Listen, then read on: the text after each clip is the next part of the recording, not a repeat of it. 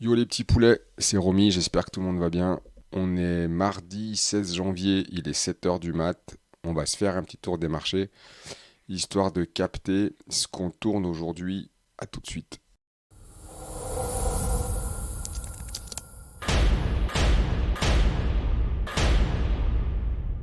Yo yo, bienvenue tout le monde.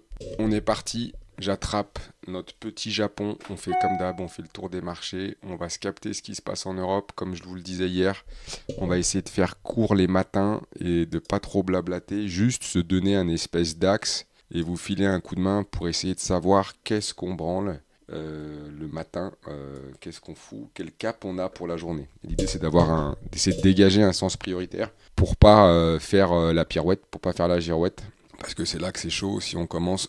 Alors on peut des fois, suivant les configs, acheter, vendre et tout, mais sur de l'intra, sur une journée, il va falloir déterminer un niveau, il va falloir déterminer des polarités, des niveaux de prix sur lesquels on intervient, et idéalement privilégier un sens, un seul sens. Ça évite de faire la girouette et de devenir ouf et d'être à l'envers toute la journée. Et des fois, ben, t'attends là.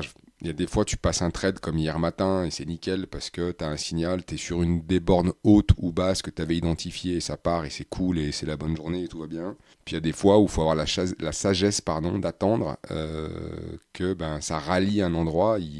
Bon, c'est tout l'intérêt des vidéos du matin, c'est de trouver un sens et de s'y tenir les petits loups. Je regarde en même temps ce qui se passe au niveau du calendrier économique. Aujourd'hui, je vous le mets là. Qu'est-ce qu'on a à se mettre sous la dent dans la semaine? Pas grand-chose, il me semble, cette semaine.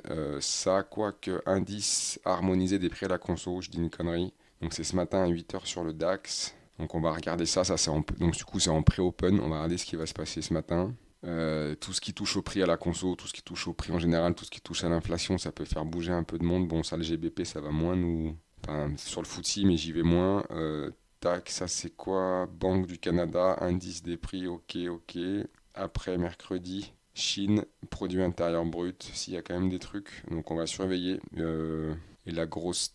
Il y en a pas jeudi, AUD, ok. Et il n'y a pas vendredi. Pourquoi il n'y a pas vendredi? Ça va pas être réglé sur mon calendrier. Ok, c'est pas grave. Ouais, est-ce que j'avais que à jeudi. Nous, pour aujourd'hui, ce qui nous intéresse, on va avoir des stats à 8 heures du mat. Donc pour ceux qui sont réveillés, faut checker. Moi, je serai devant. Allez, on est parti. On va regarder maintenant qu'on y est aussi sur Investing. Ça, c'est gratos, les petits loups. On va là. On va sur. Donc on est sur les marchés Asie. Asie, on check ensemble. Donc on a un Nikkei qui est en recul de 0,50%. Enfin, 0, plus de 50%, pardon, 0,68% à l'heure actuelle. On a trouvé. Alors, la Chine continue. Alors, si les autres s'enfoncent, la Chine, elle est déjà aux fraises. Ok. Donc, ça reste baissier quand même en Asie. Bon, la Chine, c'est toujours baissier. Baissier, tout est relatif avec le Nikkei parce qu'on va regarder tout de suite. On va regarder tout de suite. On est sur le Nikkei. Là, tac. On est en horaire. Là, on va passer en daily. Et on voit que si. Il faut voir comment ça se passe, mais on a peut-être un signal daily qui peut être pas mal. Donc, à voir ce qui se passe. Moi, pareil, là, ça donne envie de vendre et tout, machin. On est sur un ATH, à voir comment on le gère. Mais l'idée de tout ça, c'est d'avoir un sens en fin de compte.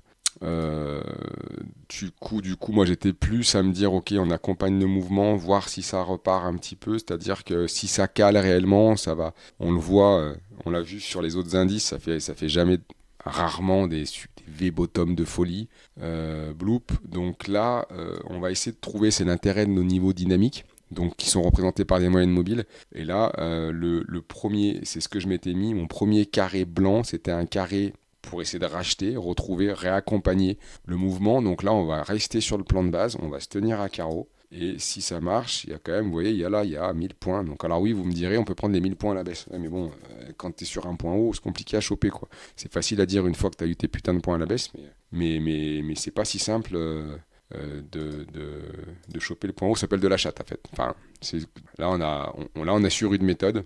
C'est-à-dire qu'on l'avait déterminé à l'avance, on vient chercher des retracements de Fibo, on les avait mis, et si on prend le départ, hop, crac, ici on est sur les 0,50 de Fibo, voilà, on est sur des endroits qui sont intéressants, avec un peu de chance, les bébés elles vont se mettre à plat, ou en horaire, on a une MM50 qui va revenir, et ça va créer une convergence dans cette zone qui fait que sur un signal, on peut essayer de racheter. Voilà ce que je peux vous dire sur le Nikkei, en tout cas ce que je vais faire moi. Je vais pas m'amuser à vendre ce truc-là, à le vendre tout de suite parce que c'est monté beaucoup trop fort et c'est pas le plan de base. Allez, feu. Le DAX, il a fait de la route. Du coup, on est sur le DAX. On est en 2 heures. On va passer en 4 heures. C'est pas si mal.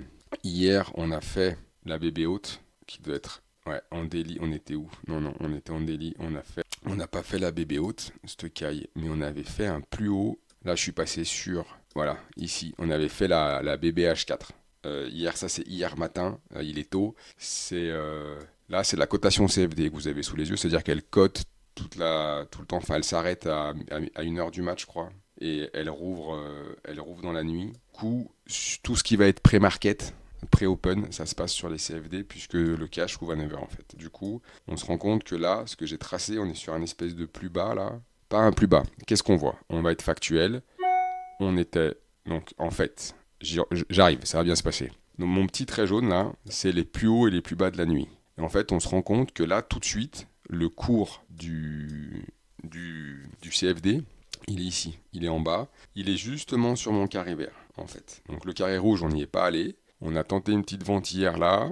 Bon, ok. Et maintenant, on va essayer de voir ce qui se passe à l'approche de cette zone-là qui est un peu large.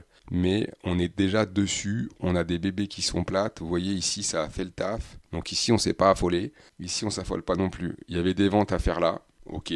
Maintenant, est-ce que vendre cette résistance, c'est une bonne idée?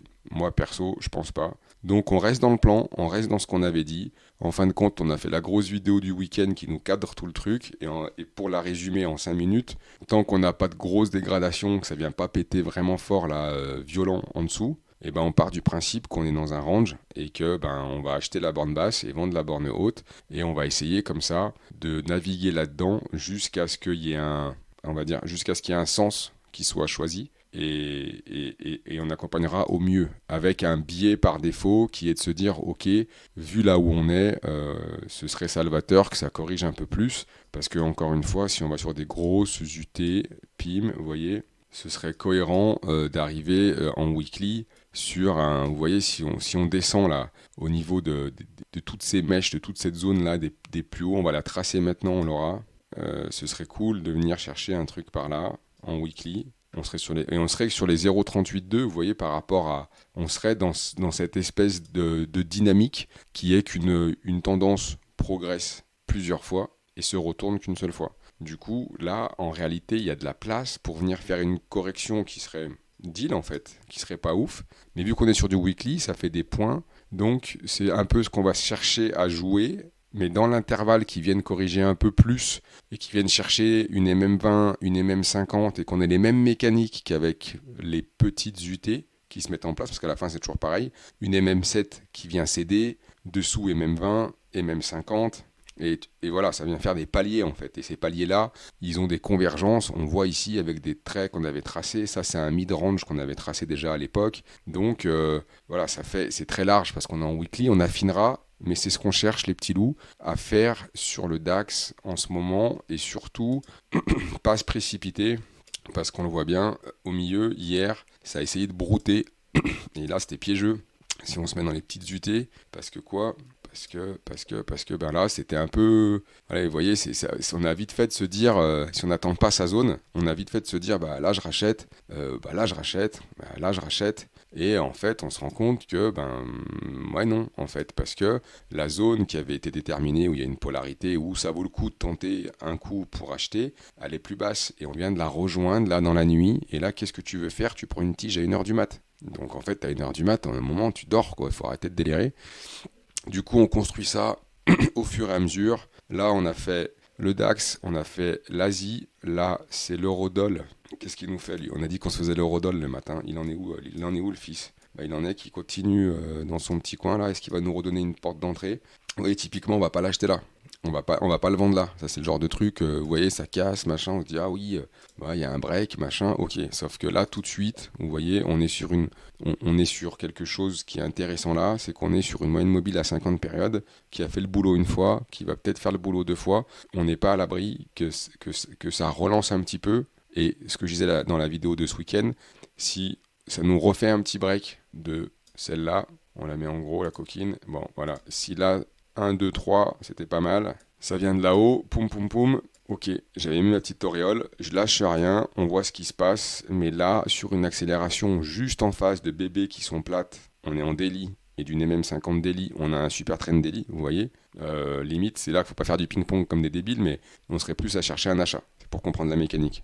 UK, what's up? UK, on est un peu sur le même principe que le DAX, à voir ce qui va se passer, parce qu'on a des stats UK, donc là, qu'est-ce qu'il y a? On est en weekly. En daily, vous voyez, ben, il est plus avancé entre guillemets que le DAX, puisque le DAX, vous voyez, ça MM 50. Si on se met en daily sur le cash, la MM 50 DAX, vous voyez, il y a un peu de place. Il y a un peu de place. Donc, à voir le scénario, mais c'est comme si le DAX avait rallié, enfin, imaginez qu'elle soit montée et que le DAX avait rallié cette config où la MM 50, comme sur le Rodol, se pointe là tranquillement mais sûrement. Tac, on est là. Oh non, pardon. On était sur. Ah, pardon. Mais non. Ah, c'est encore plus valable. Ok, pardon. J'avais pas vu. J'étais sur l'euro. Je suis sur l'Eurostox. Excusez-moi. Je suis sur l'Eurostock 50 et du coup, c'est encore plus valable puisque lui, il nous fait vraiment. Il marque le pas et ça nous fait. On va voir ce qui se passe, mais ça peut faire un beau range là. On serait pas mal. C'est cool. Ça ferait un beau range. Donc là, il faudrait acheter les copains sur le papier. Ok. Et là-haut. Là-haut, vous voyez, on a, c'est plus disparate, mais voilà, on le fait en live. Je vais essayer de me bouger le cul. Ça, on les met en blanc pour savoir ce qu'on branle. Voilà, on a un premier niveau qui va être là, un deuxième niveau qui va être là, et là, on va mettre un troisième niveau qui va être là. Et c'est pas si mal, on y voit un peu plus clair, ça cadre un petit peu. Ok, intéressant, à voir ce qui va se passer aujourd'hui, donc à surveiller. Et les onglets sont là. Je me disais aussi, je comprenais pas trop pourquoi ça ressemblait pas au. J'ai eu un doute. Tac. Mais on a une config à la fin qui est un peu similaire en fait. C'est juste que là, la moyenne mobile à 50 périodes, on voit qu'on est sur quelque chose de plus flagada. Vous voyez, on est dans quelque chose de plus marqué en termes de duration du calage. Je sais pas si on peut le dire comme ça, mais ouais, vous voyez, on n'a pas fait d'ATH en fait. Il est beaucoup moins dynamique. Vous voyez la différence avec le DAX, c'est que tout ça, c'est une espèce de montée un peu bizarre là, mais il y a pas. C'est beaucoup plus compliqué de capter là. On va se foutre en daily et en fait, la polarité qu'on peut trouver en daily, elle est là. On va essayer de se l'attraper par ici. Et vous voyez, ce qui peut se jouer, c'est ce genre de truc-là, quoi. Donc là, c'était pas mal, c'était propre là-haut. Bon, on l'a pas fait, c'est juste pour comprendre. Les zones, elles sont toujours un peu pas trop galère à tracer. Du coup, pareil, là, on va voir ce qui se passe. On est un peu sur un mid. Vous voyez ce que je veux dire? On est quasiment pas arrivé sur un mid-range, mais vous voyez, si on attrape par ici à peu près l'autre, c'est pour le comprendre. Vous voyez, je le trace en live avec vous. Il n'y a rien de bien sorcier.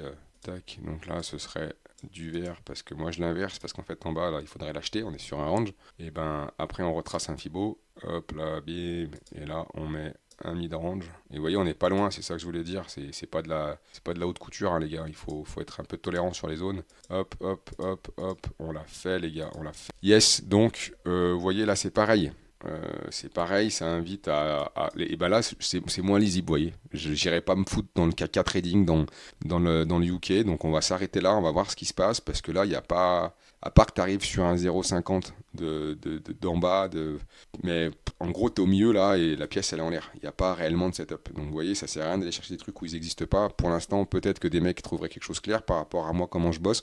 Là, je vois rien de très très concluant. Et après, on revient sur nos trois cow-boys là. Donc, bon, on est en monthly, en daily tag, vous voyez. Le VIX, qu'est-ce qu'il nous fait? Bon, bah, rien de bien. Ouais, il est sous ça et même 50, pareil. Hein, vous voyez, ça coiffe les cours, machin. Bon, pour l'instant, on n'a pas d'accélération vénère. Le dollar US qui monte un petit peu, mais tant qu'en daily, il n'aura pas rebreaké correctement sa MM50, repris la MM200 daily. Vous voyez, tous ces trucs-là, pour l'instant, ça fait juste des espèces de rebonds qui sont plus techniques qu'autre chose. Donc, on va voir. Là, il avait repris sa MM7 4 heures, c'était cool, vous voyez, mais il n'arrive pas à le tenir. Là, il reprend, on va voir, c'est un peu à discuter, mais il n'y a rien de.